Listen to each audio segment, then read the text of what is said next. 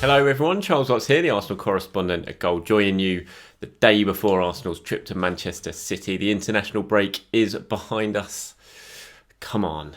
And we can now concentrate on club football once again, thankfully. And Arsenal, what a difficult game to start with after the international break. Away to Manchester City, a ground they haven't won at since that Santi Cazorla masterclass in 2015, when goals from Cazorla and Giroud gave him a 2-0 win. Lost there 3-0 in June, in a game that David Luiz will probably want to forget. That 25-minute horror show when he gave away the first goal, then gave away a penalty and got sent off for the second goal.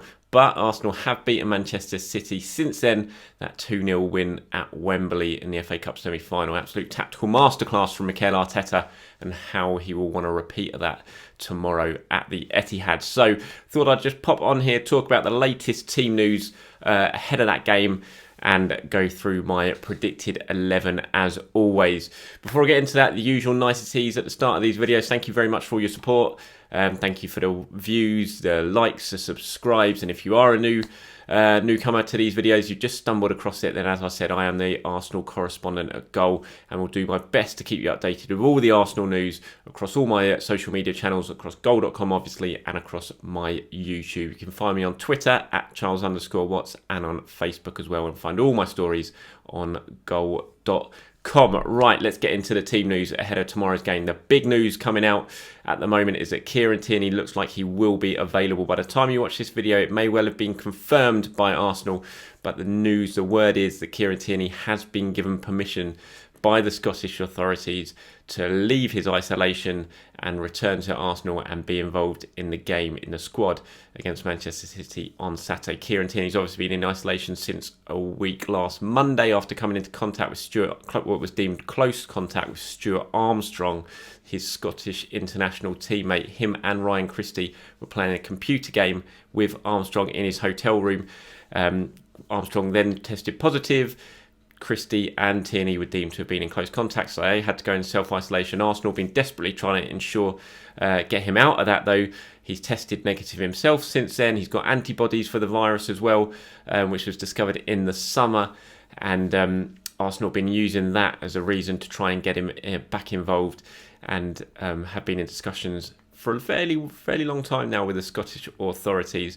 Mikel Arteta sounded pretty hopeful yesterday during his press conference. He said that more would be happening on Thursday afternoon. More discussions would be happening, and it looks like those discussions have been positive for Arsenal, and that Kieran Tierney will be involved at the Etihad on Saturday. Interesting to note that as of yet, Celtic have not been given permission to play Ryan Christie yet, who's in a similar situation to Tierney, having been in that hotel room with Stuart Armstrong. And Neil Lennon, the Celtic boss, not too happy that Arsenal have been given permission and they haven't yet. Seen some very angry quotes from Neil Lennon on that. But anyway, expecting Arsenal to confirm that later this afternoon.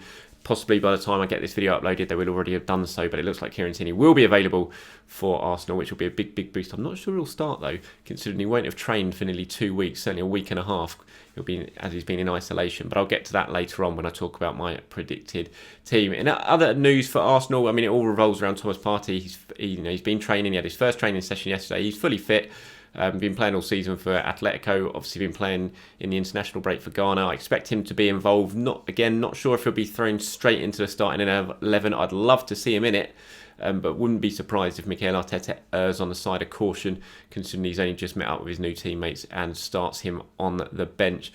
Other than that, everyone's in pretty good shape. Callum Chambers continues to train following his bad knee injury. He's been out for about a year now. Just under a year. He continues to train. Obviously he's not going to be involved tomorrow, but he's getting better and better, and is in full training.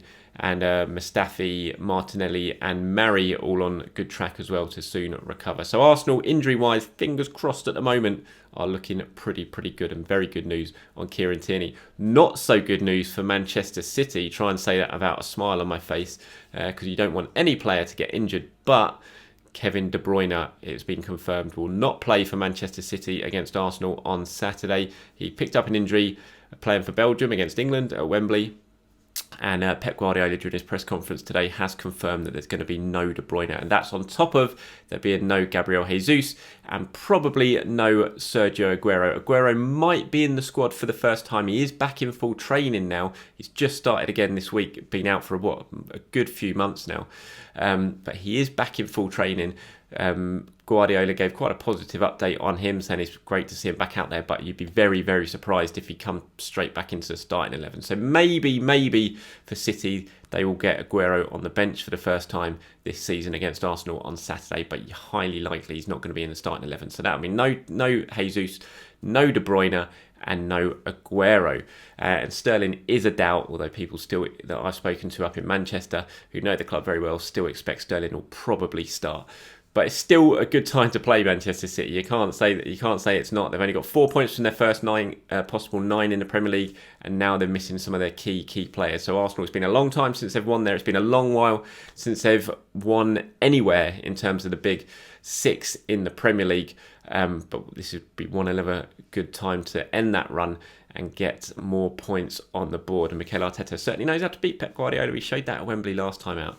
So interesting one to come. Maybe not the classic Etihad game where we all have to watch with our hands over our faces as the goals after goal fly into the Arsenal net. So touch wood, Arsenal might be in for a better afternoon than normal at the Etihad Stadium. Right, let's talk about my predicted 11, which probably is going to be totally wrong because it's always very hard to predict what Mikel Arteta is going to do. The arrival of Thomas Partey, as I've spoken about before, does give him options in terms of does he go to a back four, does he stick with a back three? I think we will see Arsenal evolve into a back four side, but not just yet. I think it's still a little bit early. We'll probably see that evolution happening over the next month, 2 months or so. But with this very tricky away game at Manchester City, even with their injuries, I reckon Arteta will probably go and set up in that sort of defensive setup that we've seen from him since restart, certainly. So with three at the back, a sort of 3-4-3 formation to bring that defensive solidarity and try and protect the Bernd Leno at all costs. So I'm going with a 3-4-3, Bernd Leno in goal. Now, I said earlier on, I don't think Kieran Tierney's going to start just because he hasn't trained for so long. So I wouldn't be surprised if Tierney only makes it on the bench. I'm going to go with a back three of Rob Holding on the right side of the three, Gabriel in the centre, and then David Luiz on the left. Now, David Luiz has had a bit of a horror show at Manchester City last time out, and will be wanting to prove a lot of people wrong tomorrow, no doubt. And I expect him probably to start. Then on the left side, I think we'll see Ainsley Maitland-Niles play at the left wing-back role. Played so well against Manchester City in the semi-final in that position. I expect him to do so again. Hector Bellerin will be on the right, and now the midfield. I don't think we'll see Thomas Partey. I'm going to say no Partey tomorrow.